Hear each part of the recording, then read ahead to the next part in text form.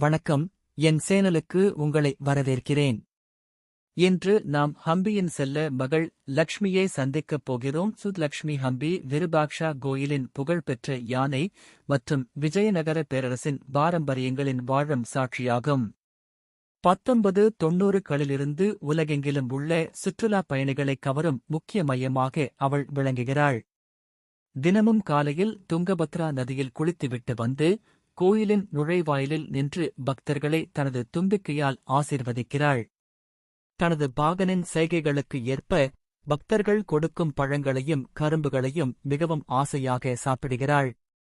சமீபத்தில் அவளது வயது மற்றும் உடல்நலக் குறைவு காரணமாக தீவிர சிகிச்சைக்கு கோலாருக்கு அழைத்துச் செல்லப்பட்டபோது ஹம்பி மக்கள் அனைவரும் கண்ணீருடன் அவளது நல்வாழ்வுக்காக பிரார்த்தனை செய்தனர்.